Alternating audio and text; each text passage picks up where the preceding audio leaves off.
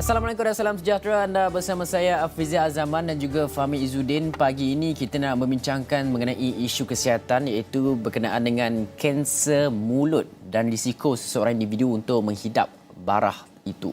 Dan kita sering dengar berkenaan kanser mulut atau kanser oral. Tapi tahukah anda simptom-simptom dan juga punca kepada barah ini dan juga bagaimana untuk kita merawatnya? Dan untuk mengupas dan juga berkongsi dengan lebih lanjut, kita ada bersama siapa, Fahmi? Kita bersama dengan Dr. Muhammad Azwin Yahya, pakar bedah mulut dan maxillofacial Hospital Kuala Lumpur yang bersama-sama kita pada pagi ini di studio. Betul tak, Doktor? Saya sebut tadi tu? Okey, betul. Okay.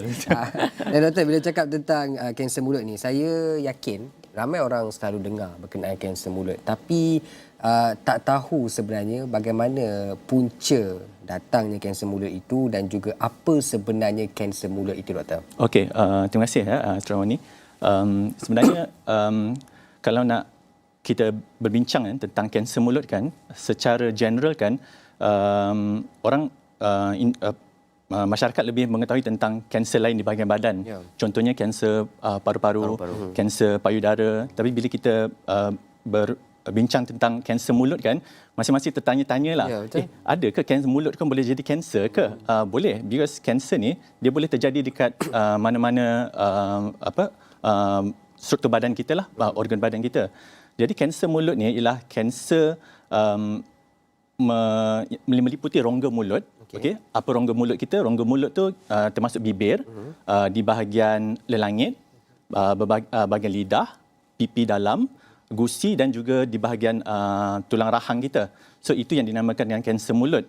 Jadi kanser mulut ni adalah satu ketumbuhan yang tidak normal. Jadi pesakit kan kadang-kadang dia mungkin akan terasa ada ulcer dekat situ. Ada luka yang tak sembuh-sembuh. Pergi ke klinik, diberi antibiotik, diberi ubat, tapi tak sembuh juga. Jadi lama-lama, bila dah dia makin membesarkan, baru dia datang jumpa, membuat pemeriksaan dekat klinik pakar, baru kita dapati dan pasien tu telah didiagnos dengan kanser mulut. Jadi salah satu sebab kan, kanser mulut ni jarang mendapat pendedahan ialah sebab dia berada di dalam mulut. Jadi susah kadang-kadang masyarakat tak nampak because di dalam mulut. Kecuali kalau kita ambil perhatianlah tentang perubahan yang berlaku di dalam mulut kita. Doktor, biasa spot dia dekat dalam mulut tu dekat bahagian mana, Doktor? Di langit ke ataupun tepi pipi ni ke? Dia boleh terjadi dekat mana-mana bahagian. Contohnya di bahagian lidah, okey. Lidah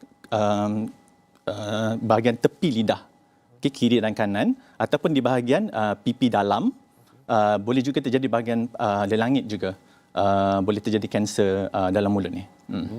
Dan bentuk dia macam mana kalau terjadi spot tu macam mana?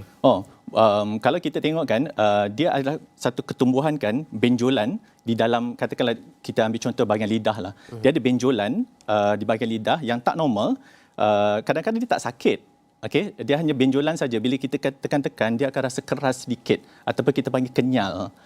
Jadi itu tanda-tanda yang kanser mulut tu, sel-sel kanser tu dah melibatkan struktur dalam, katakanlah lidah. Okey, dia dah masuk ke bahagian dalam lidah. Jadi kebanyakan pesakit kan akan didiagnosis dengan kanser mulut ni selalunya pada tahap lewat lah, because pesakit tak sedar yang kanser boleh terjadi di dalam mulut. Jadi kebanyakan pemerhatian doktor memang kebanyakan pesakit tu lewat lah. Kita tahu kanser ni dia ada berperingkat kan? Yes, betul. Selalunya peringkat berapa yang pesakit baru nak datang? Okey, kita ada kajian tempatan ya sebenarnya.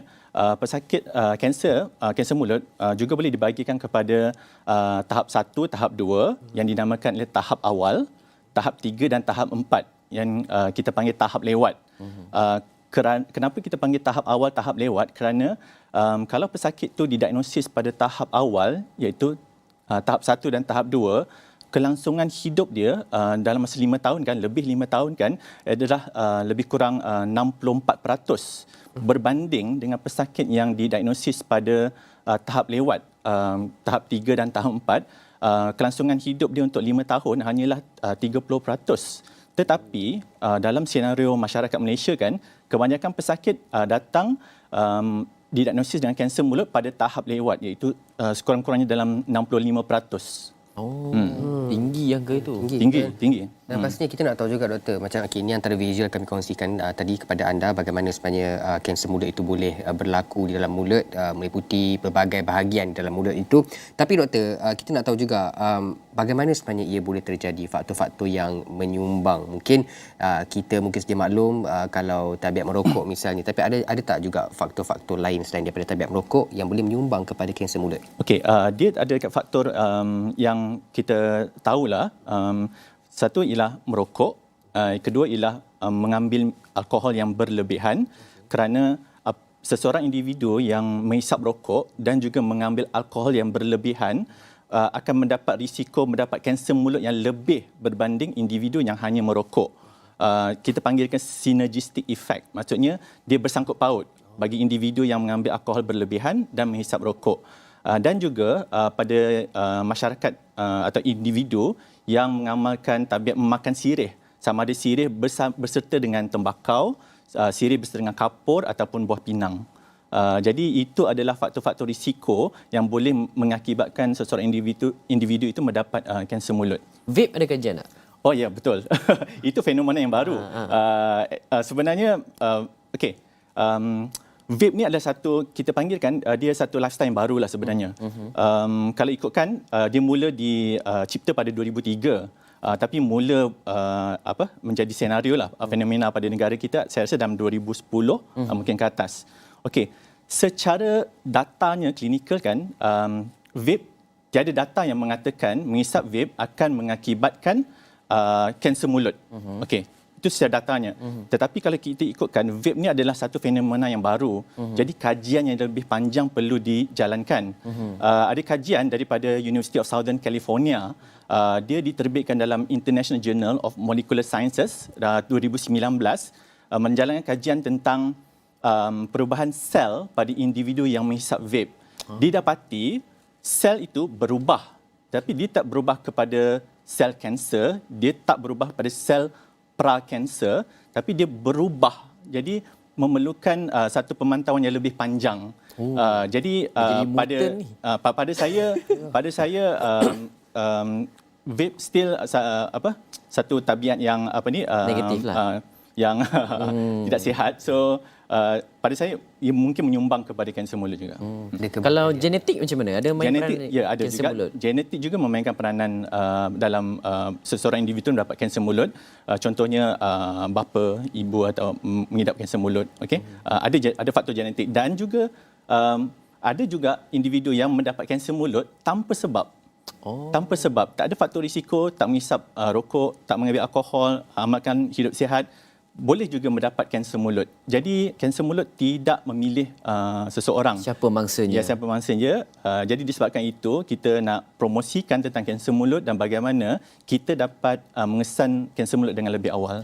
Kalau kata individu tu, macam mana untuk seseorang tu boleh ketahui peringkat awal lah dari segi pemeriksaan kendiri kan yang boleh dibuat di rumah. Apa yang dia boleh buat untuk dia periksa dan juga apa mungkin rasa jika ada bibit-bibit kanser mulut tu nak muncul. Apa yang dia rasa? Hilang selera makan ke? Rasa makanan pelik ke? Apa bagi semua tu? Dia ada tanda awal dengan tanda lewat. Tanda awal ialah kita biasanya kita berus gigi kan, di rumah pagi-pagi depan cermin kan. So kita amalkan, kita nak cuba promosikan, sarankan untuk semua masyarakat kita menjalankan periksa mulut sendiri. So kita punya hashtag sebenarnya kan, jom periksa mulut sendiri untuk sambutan kanser mulut pada bulan Februari. Jadi apa kita buat ialah di hadapan cermin, selalunya dalam bilik air kita pencahayaan yang baik kan. Okey, so mula-mula ialah kita rasa ada tak benjolan di bahagian leher. Okey, rasa ada benjolan kerana sebab di leher ni ada kelenjar limfa. Kelenjar limfa ni adalah bertindak sebagai untuk menyaring segala jangkitan. Okey. Ada tak benjolan? Kemudiannya kita cek bibir atas dan bibir bawah. Okey. Selepas tu kita buka mulut besar-besar, kita lihat pada langit atas. Selepas tu kita tengok pada bahagian dalam lapisan bibir. Kemudian kita keluarkan lidah kita. gerakkan lidah ke kanan dan kiri, tengok ada tak sebarang keganjilan, dan kemudiannya kita angkat lidah kita ke atas, tengok di bahagian bawah lidah. Apa yang kita nak tengokkan ialah ada tak tompok merah atau tompok putih. Okey, ada tak benjolan di dalam bahagian mulut? Okey, yang ini adalah tanda-tanda awal kanser mulut. Sekiranya ulcer, kita selalu ada ulcer. Kerana kalau kita stres pun kita ada ulcer. Okey, tetapi ulcer yang disebabkan stres ni, selepas seminggu atau 2 minggu dia akan sembuh. Tetapi jika ulcer tu tidak sembuh selepas 2 atau 3 minggu, kita sarankan untuk jalankan pemeriksaan lah di klinik pergigian supaya kita boleh lihat sama adakah risiko untuk menjadi kanser. Tanda-tanda lain lah, tanda lewat ialah bila kanser tu dah membesar. Katakanlah kita ambil contoh kanser lidah. Okey, sel kanser tu dia akan menyerang bahagian otot-otot yang mengawal pergerakan lidah. Jadi apakah jadi ialah pergerakan lidah kita akan terganggu. Terbataslah. Pertuturan kita akan terganggu. Sebenarnya kawan kita akan perasan, kenapa suara lain, cakap lain kan. Macam pergerakan lidah dah tak sempurna, tak mobile kita panggil. Satu lagi, bila dah semakin besar, fungsi penelanan kita akan terganggu juga. Dan doktor, macam mana pula dengan individu yang memakai pendakap gigi? Contohnya macam saya sendiri, sama ada yang pakai secara yang palsu punya. Kadang-kadang bila pakai pendakap gigi ni, bila besi tu bergesel dengan daging-daging tepi ni, pipi ke bawah ni, dia akan luka dan dia akan jadi ulcer yang lama. Jadi dia boleh main peranan juga ke doktor kalau pendakap gigi ni? Okey, ada salah satu sebab lah yang kita dapati kan pada pesakit kanser mulut kan, kadang dia tak mengamalkan tabiat pun, tapi kadang disebabkan gigi yang tajam. Bila gigi yang tajam kan, dia akan selalu bergesel, katakan dengan bahagian lidah atau bahagian pipi. Jadi apa akan terjadi ialah sekiranya kita panggil chronic irritation, maksudnya dia asyik mengganggu, melukakan bahagian itu secara kronik, jadi sel-sel dekat bahagian tu boleh berubah kepada sel kanser. Untuk berbincang tentang pendakap gigi, saya rasa kalau yang biasa memakai pendakap gigi kan, pakar ortodontik dia akan bagi satu lilin kan, untuk mengurangkan kecederaan pada tisu lembut, tisu bibir kita ataupun dekat bahagian pipi kita. Jadi itu untuk mengurangkan iritasi pada bahagian struktur mulut. Dan macam mana kalau itu kes pendakap gigi, dan sekarang ni pula kita ada fenomena yang kita kesan berkaitan dengan doktor gigi palsu yang banyak dipromosikan kadang-kadang di media sosial dan sebagainya. Adakah boleh juga mereka ni apabila mendapatkan rawatan yang salah, yang tidak diautorise oleh pihak berkuasa, adakah boleh juga menyumbang kepada terjadinya risiko, kemungkinan risiko? Pada saya, sekiranya untuk mendapatkan rawatan pergigian kan, pergi ke berjumpa dengan doktor yang bertauliah, bukan di kita panggil quack dentist ke, ataupun yang menjalankan rawatan di tempat-tempat yang tidak bertauliah. Pada saya itu salah lah dari segi undang-undang lah. Dan dalam masa yang sama juga untuk kanser mulut kan, daripada segi lingkungan umur, siapa yang selalu paling kena? Selalunya pada mereka yang berumur 50 tahun ke atas, ataupun ada juga pesakit yang muda pun mendapat kanser mulut tanpa faktor risiko. Seperti saya katakan tadi kan, kanser mulut kan dia boleh terjadi pada semua segenap lapisan usia, tak kira bangsa pun boleh terjadi. Adakah faktor pengabaian kebersihan mulut tu juga boleh jadi satu punca? Betul. Boleh jadi satu punca, sebab kita disarankan sekurang-kurangnya kita akan pergi mendapatkan rawatan pergigian setahun sekali, at least kan, untuk periksa keadaan dalam mulut kita. Kerana sekiranya kita tidak menjaga higien dalam mulut, kebersihan dalam mulut dengan baik, ini juga boleh meningkatkan faktor risiko lah untuk seseorang itu mendapat ketumbuhan lah di dalam mulut. Bukan saja kanser, mungkin ketumbuhan lain. Menarik sekali. Banyak lagi sebenarnya kita nak berbincang bersama dengan Dr. Azwin. Lepas ni kita nak sembang pula apa jenis rawatan yang ada dan juga bagaimana untuk kita pastikan bahawa kita dapat melakukan semakan kendiri, pemeriksaan kendiri di rumah. Itu yang lebih penting untuk kita kesan daripada peringkat awal jika ada berlaku sebarang masalah dalam mulut kita. Dan selepas semua itu selepas ini.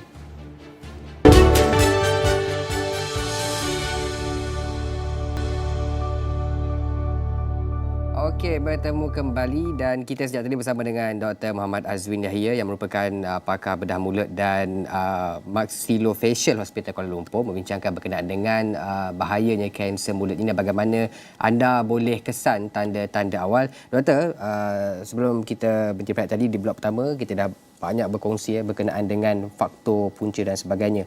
Pada ketika ini kita nak tahu juga rawatan-rawatan yang tersedia untuk mana-mana individu yang menghidap kanser mulut ini, doktor. Apa mungkin rawatan yang pada ketika ini yang paling terkini, juga rawatan-rawatan sebelum yang pernah ada? Okey, tentang rawatan, sebenarnya di kepakaran kita di dalam negara kan ada sangat advance lah, saya boleh cakap advance. Rawatan pertama untuk rawatan untuk kanser mulut adalah mesti pembedahan. Jadi tapi ramai pesakit kan yang agak keberatan lah bila kita bagi tahu untuk dibedah. Kerana sebab kita punya rongga mulut sangat kecil. Jadi rongga mulut kita bila katakanlah kanser lidah, kita terpaksa buang bahagian lidah, jadi dia akan mengganggu fungsi pemakanan, pertuturan. Itu sebab penting kalau katakanlah pesakit tu didiagnosis dengan kanser mulut pada tahap awal, tahap 1 dan 2, pembedahan yang kurang kompleks boleh dijalankan. Maksudnya struktur lidah tu tak berapa banyak akan dibuang. Tetapi sekiranya pesakit didiagnosis pada tahap lewat, tahap 3 dan tahap 4, pembedahan yang lebih kompleks diperlukan. Jadi bila akan terpaksa dilakukan pembedahan lebih kompleks, jadi struktur dalam rongga mulut tu kita perlu gantikan semula supaya pesakit boleh dapat berfungsi kepada, saya tak panggil asal, berfungsi kepada hampir asal. Contohnya untuk makan, untuk bertutur, untuk berjumpa dengan orang ramai, sebab pembedahan di bahagian mulut ni akan mengganggu keterampilan juga. Jadi sekarang ni rawatan kita, katakanlah lidah perlu dibuang, kita boleh ambil isi daripada bahagian tisu badan kita sendiri untuk kita bentukkan semula. Okey, salah satu cara ialah sekiranya pesakit mendapat kanser di bahagian rahang. Okay, kita terpaksa buang rahang tu. Jadi kita ambil tulang pesakit dari bahagian kaki sendiri, okay, untuk digantikan untuk membentuk rahang yang baru. Jadi dia akan membantu semulalah dalam keterampilan pesakit supaya pesakit mendapat balik kualiti kehidupan selepas pembedahan. Dan sekarang ini kita banyak memikirkan tentang kualiti hidup pesakit selepas pembedahan. Kerana kanser mulut, rawatan utama adalah pembedahan. Jadi bagaimana kita nak mengembalikan pesakit semula kepada masyarakat selepas pembedahan meja. Jadi kita akan fikir tentang sesudah dibuang rahang, okay, macam mana pesakit nak berjumpa dengan masyarakat. Kita bentuk balik semula rahang dengan kaki pesakit. Kemudian bagaimana pesakit hendak makan, okay, untuk mengunyah, bekas dah tak ada gigi. Jadi kita akan boleh letakkan juga implan pergigian di dalam tulang yang kita ambil dari bahagian kaki supaya prostesis atau kita panggil macam gigi palsu lah, kita boleh berikan kepada pesakit supaya pesakit boleh berfungsi semula selepas pembedahan meja. Itu antara rawatan-rawatan yang kita jalankanlah di dalam negara. Menarik. Saya lupa nak tanya. Dalam banyak-banyak bahagian dalam mulut ni kan, bahagian mana yang paling kerap sekali dikesan ada kanser yang selalu doktor dapat kes? Sebenarnya paling kerap ialah kanser lidah. Kanser lidah yang paling banyak kita diagnosis. Dan dalam masa yang sama juga, apa mitos-mitos yang doktor ada dengar daripada pesakit sendiri, kan? Mitos rawatan ke, pengamatan rawatan tradisional ke dan sebagainya. Apa mitos-mitos yang pelik-pelik yang doktor pernah dengar yang sebenarnya ada dalam masyarakat kita yang tapi sebenarnya itu adalah mitos semata-mata? Itu memang lazim terjadilah. Seperti contoh kan, kalau pesakit didiagnosis dengan pesakit dengan kanser mulut, selalunya pihak sakit kalau kita bagi tahu kita nak buang lidah, kita nak buang rahang kan, kita nak buang bahagian pipi, dia akan cuba untuk pergi ke rawatan alternatif dahulu. Okey, itu biasa terjadi. Tapi saya dapati kan masyarakat kita sekarang adalah lebih berinformatif. Dia faham sebab bila kita bagi strategi bahagian rahang terpaksa dibuang, tapi kita gantikan rahang dengan bahagian kaki, kita letak implan, boleh letak gigi, pesakit mula open up untuk mendapatkan rawatan pembedahan.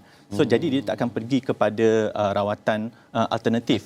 Sebab dia tahu kita ada strategi untuk mengembalikan mereka kepada kehidupan yang hampir asal.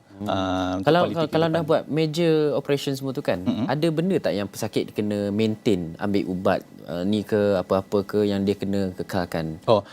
Selalunya dalam pembedahan yang kompleks kan, kita akan bekerjasama dengan pakar BIUS juga, sama ada pesakit tu sesuai ataupun boleh tak tahan untuk pembedahan yang panjang, pembedahan yang makan masa dalam 10, 12 ke 14 jam. Lama. Okey, jadi kita akan tengok sama ada pesakit tu dia sihat atau tidak untuk menjalani proses pembedahan yang panjang. Selalunya pesakit kita akan minta mengamalkan diet yang seimbang, okey, build up dia punya body supaya penyembuhan selepas pembedahan major tu akan berjalan dengan lancar lah. After surgery pesakit kira tak payah ambil apa-apa. Okey. Selepas pembedahan, selalunya kanser mulut kalau pada tahap yang lewat, tahap 3 dan tahap 4, selepas pembedahan kita selalunya bekerjasama dengan pakar onkologi. Pakar onkologi ialah pakar yang memberikan rawatan kemoterapi dan radioterapi kepada pesakit kanser. Jadi bagi pesakit kanser mulut, majoriti pesakit kanser mulut akan mendapatkan rawatan radioterapi selepas pembedahan. Jadi selepas pembedahan, kita akan berbincang semula dengan pakar onkologi tentang apa strategi rawatan selepas pembedahan untuk mengelakkan kanser mulut ni datang semula. Sebab dalam kanser mulut, masa yang dia mungkin datang semula ialah pada 1 ke 2 tahun selepas pembedahan yang pertama. Ya, dan juga doktor, kita difahamkan bahawa bulan ini merupakan Mouth Cancer Awareness Month, bulan kesedaran kanser mulut yang disambut pada 4 Februari, doktor. Dia sekali dengan World Cancer Day dan disambut pada 4 Februari. Jadi pada bulan Februari kita jadikan sebagai bulan kesedaran kanser mulut. Mungkin doktor boleh kongsikan juga berkenaan dengan apa promosi ataupun pendedahan yang diberikan menerusi bulan kesedaran kanser mulut pada bulan ini, doktor. Okey, untuk bulan kesedaran kanser mulut, apa yang kita inginkan ialah supaya masyarakat lebih mengetahui tentang kanser mulut, menjalankan pemeriksaan kendiri di rumah, mengenal pasti tanda-tanda awal kanser mulut, datang menjalankan pemeriksaan pergigian, pemeriksaan mulut sekurang-kurangnya sekali setahun. Jadi kita ingin meningkatkan kesedaran pesakit atau masyarakat kita tentang kanser mulut dan juga strategi rawatan yang sedia ada di dalam negara ketika inilah. Dan doktor dah berapa lama dalam bidang kanser? Lebih 10 tahun. Lebih 10 tahun kan? Dan berdasarkan pengalaman 10 tahun, saya pasti di hati seorang doktor tu ada sesuatu yang terbuku dan juga mahu diluahkan kepada orang ramai, tak kira berkaitan dengan kesihatan dan sebagainya. Apa mungkin perkara itu, doktor, yang mungkin doktor lihat setiap hari dalam kehidupan doktor, melihat kepada pesakit yang datang dan juga pergi, pasti ada sesuatu yang doktor mahu katakan? Okey, saya kagumlah dengan pesakit kanser. Tak kira lah kanser mulut ke kanser bahagian badan yang lain. Kerana saya dapati satu kesan positif pada pesakit kanser ialah pada pesakit kanser ni kan, bila dia tahu dia dapat kanser, ianya mendekatkan diri mereka kepada pencipta. Jadi bila dia jadi macam tu kan, jadi dia timbul pada keinginan kita untuk membantu pesakit ni kan, untuk kembali ke fungsi asal. Contohnya dia kanser mulut lah. Apa akan jadi kalau kita buang lidah? Apa akan jadi kalau kita buang gigi mulut? Susah kan untuk kita bercakap. Pada Muslims lah. Selalunya dia akan mendekatkan diri untuk kepada Tuhan kan.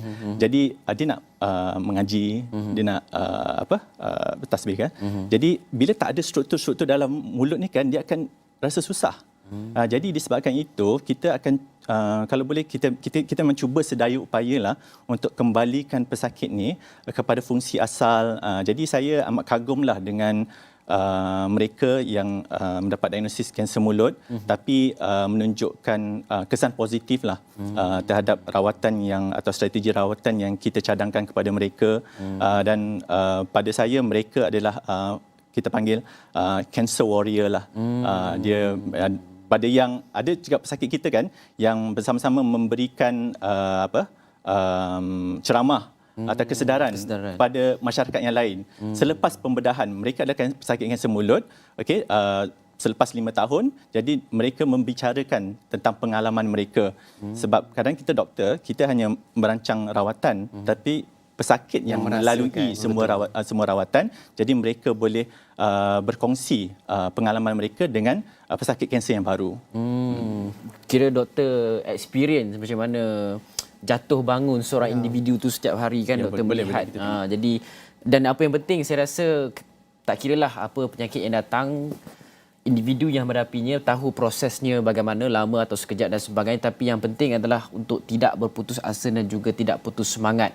Dan kita sebagai individu sekeliling yang mungkin ada pesakit kanser di sekeliling kita, patut juga mainkan peranan dalam usaha untuk memastikan bahawa mereka tidak patah semangat dan sentiasa diberikan sokongan ataupun sistem sokongan yang cukup untuk menjalani kehidupan harian mereka. Kita berterima kasih kepada Dr. Muhammad Azwin Yahya, pakar bedah mulut maksilofacial. Betul kan? Betul. Hospital Kuala Lumpur kerana sudi berkongsikan pengalaman dan juga informasi berkaitan dengan kanser mulut. Beliau individu yang sememangnya mengetahui secara mendalam dan juga kita boleh ceritakan, bawakan kepada penonton Astro-Awani untuk pendedahan lebih lanjut supaya kita ambil langkah berjaga-jaga. Tidak kira kanser ke penyakit apa-apa pun, apa yang penting adalah bagaimana untuk kita jaga kesihatan kita, amalkan gaya hidup sihat ketika mana kita mendepani pelbagai cabaran, tak kiralah penyakit yang datang, baru, yang lama dan sebagainya. Apa yang penting adalah kita jaga supaya kita tak, orang kata apa, mengubati apa alah saya lupalah tagline dia tu. Mencegah lebih baik daripada mengubati. Astaghfirullahalazim. Okey, terima kasih doktor sekali lagi. Sekian daripada kami di Awani Pagi. Saya Hafizah Zaman. Saya Fahmi Zudan. Jumpa lagi.